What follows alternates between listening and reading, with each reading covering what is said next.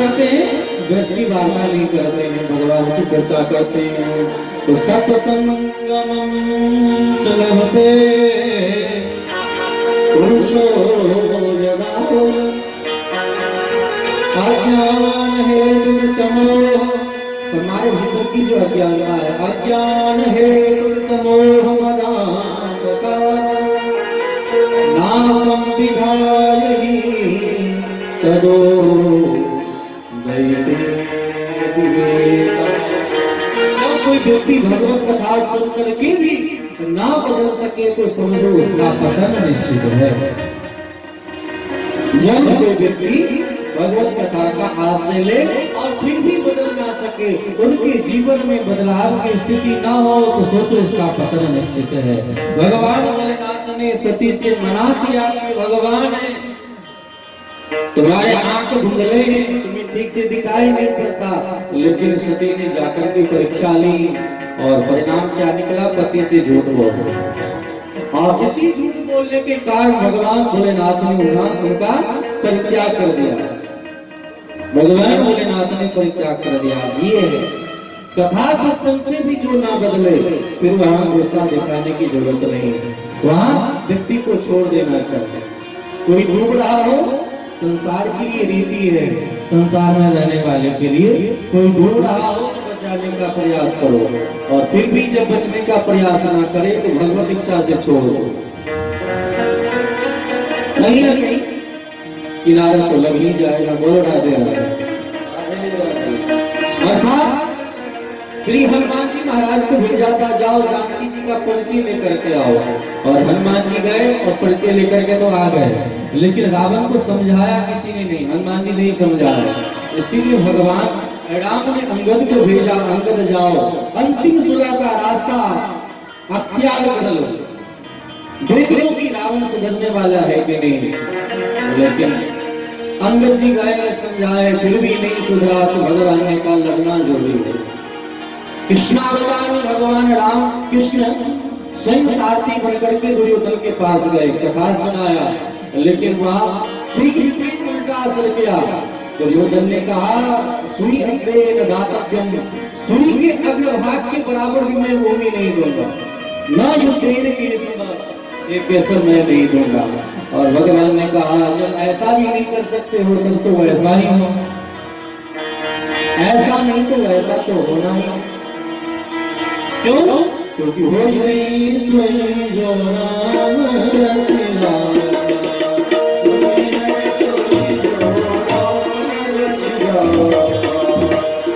करी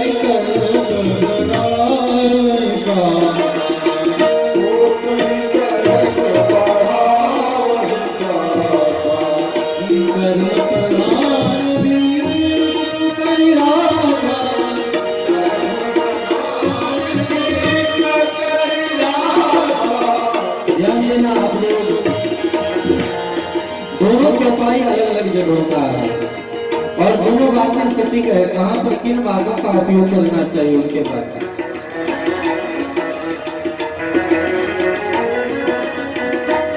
कब कौन सी बात का उपयोग करना है, उसके बारे में परिचय किया गया है। कभी कर्म प्रधान और कहीं राम प्रधान। कर्म प्रधान में व्यक्ति स्वयं अहंकारी बन जाता है, और जो राम प्रधान कोई कार्य करता है तो अहंकार शून्य हो जाता है कि सब कुछ करने कराने वाले भगवान है। कायेन वाचा से बुद्धिया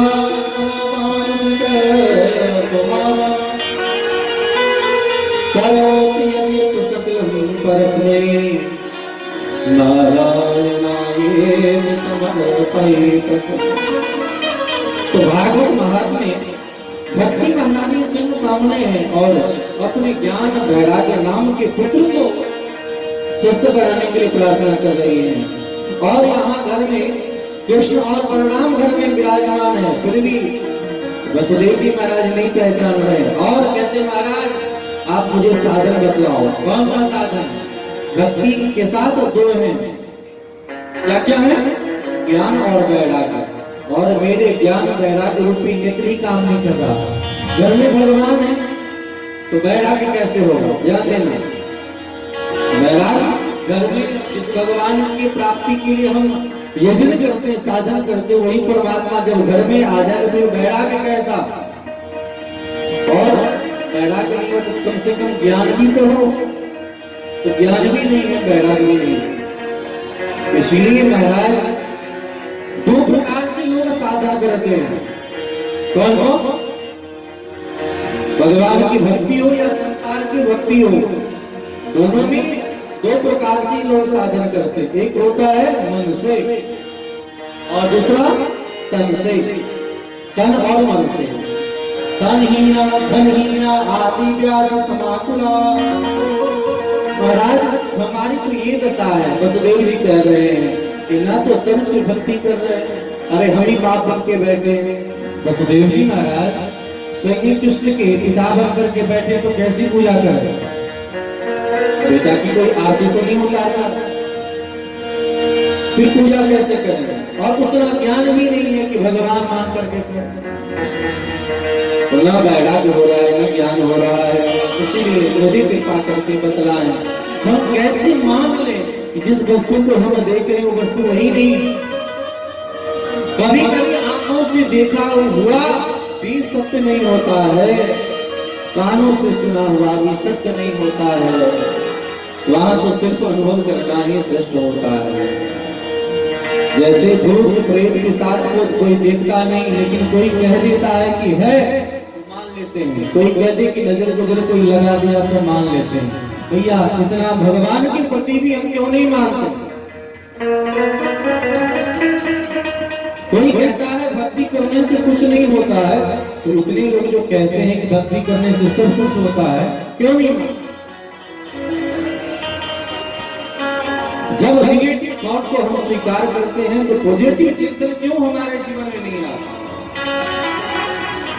तो वसुदेव जी महाराज यही प्रश्न कर रहे हैं, महाराज आप मुझे कथा सुनाओ। जैसे भक्ति महारानी नारद जी से पूछ रही हैं, भक्ति महारानी नारद जी से पूछी है, अहम भक्त्या विख्यातो इमो मे तनयो ज्ञान वैराग्य नामानो काल योगे निर्जरो। महाराज आप कृपा करो। तो नारद जी महाराज विचार करते करते कहा नहीं घूमे की नहीं मात। जब कोई नहीं मिला विचार करने लगे कहां जाए, तो बद्र का आश्रम चले गए और वहां पर सत्तादि भगवान ने कहा है इनको चिंता क्यों करते हो नारद जी? अरे वो सत्कर्म करो काम बन जाएगा। और सत्कर्म क्या है? तो ज्ञान यज्ञ करवाओ श्रीमद् भागवतालापः। भगवान की कथा सुनो, भागवत कथा सुनो, कल्याण हो जाएगा। यही बात जब नारद जी महाराज से जब पूछा तो नारद जी ने कहा कि जो आप पूछ रहे हैं यही बात इसी मिथिला की घटना है, जहाँ महाराज निमि ने एक बार मन ही मन चिंतन किया क्या करें, और उनके सामने 9 ऋषि के रूप में भगवान प्रकट हो गए। वहां 4 रूप में, यहाँ 9 रूप में प्रकट हो गए। जब कोई बात उस छोटे स्तर पे समझ में ना आए तो क्या करते हैं? और विस्तार करते हैं कि नहीं करते?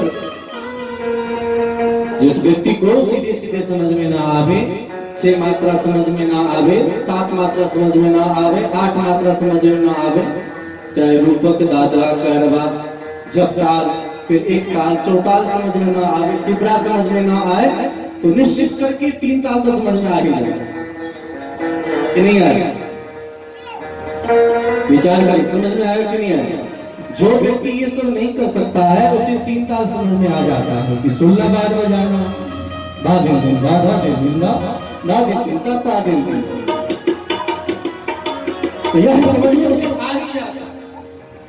किसी व्यक्ति को समझ में ना आए तो एक से जब तक उसे सुना दो, समझ में आ ही जाएगा। बोलो राधे राधे। तो यहाँ महात्मे 4 ऋषि के रूप में सत्य सनंदन सनातन सनत कुमार 4 मिल करके समझाए हैं और समझ में आया है। और नव योगेश्वर जी महाराज निश्चित करके कृपा कर रहे हैं, तो 9 मिल करके 9 कुमार मिल करके मिथिला को समझाते हैं महाराज जनक को, निमि जी महाराज। और उनके इस प्रकार के भाव को ध्यान करके इनको समझ में आ रहा है। नारद जी महाराज अपनी कथा नहीं कहते कि मैं ऐसा कह रहा हूँ, साधक अपनी बात नहीं कहते, कहीं और की चर्चा करते हैं तो जल्दी समझ में आता कि नहीं। आजकल लोगों को आप देखोगे अपनी चर्चा कम करता है, दूसरी की चर्चा खूब करेगा। इसलिए आज महाराज इनके चरण कमल में वंदन करते हैं।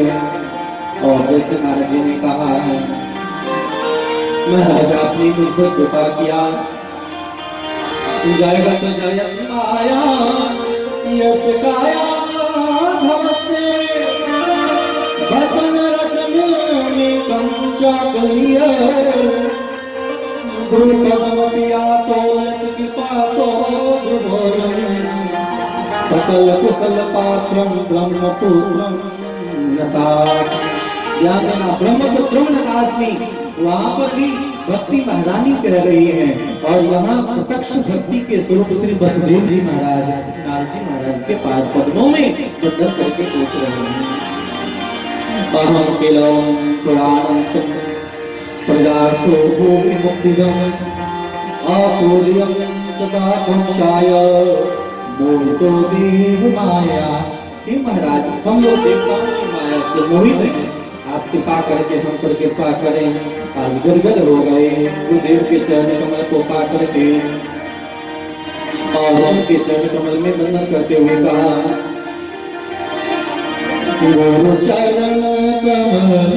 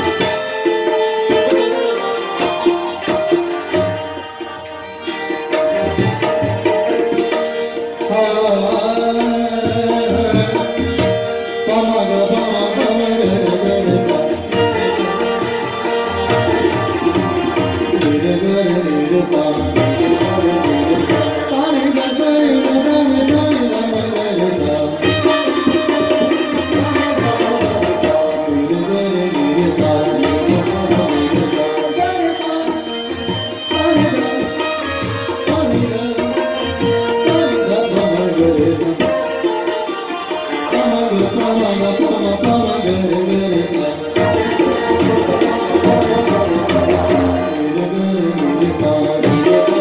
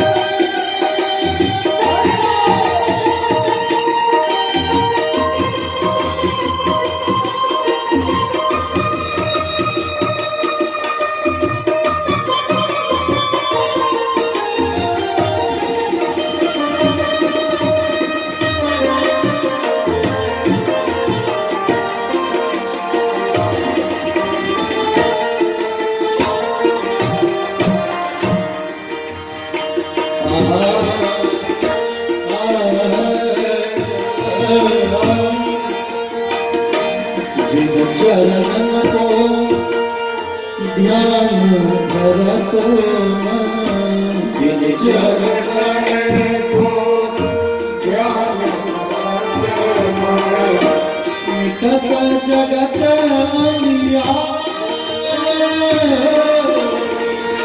मिटत जगत अंधियार, जिन चरण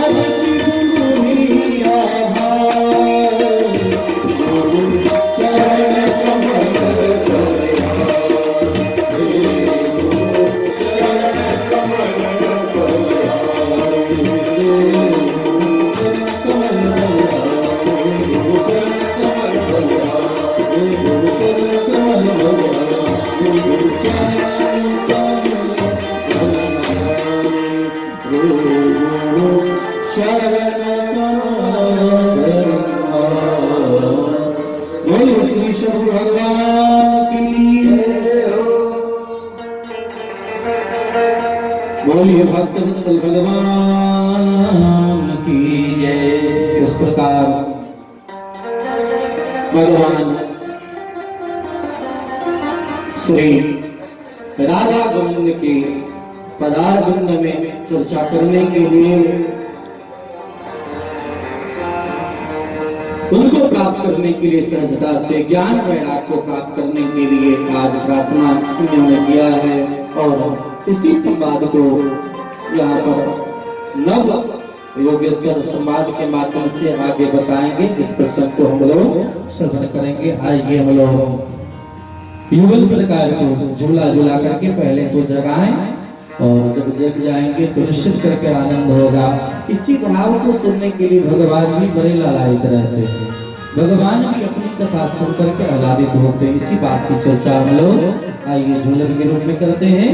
सब चर्चा सब खड़ी हो जाएं और झूला झूलाएं और झूला का आनंद लेते हुए हम लोग आज के सत्र को विराम देंगे। बोलिए भक्त भगवान की जय।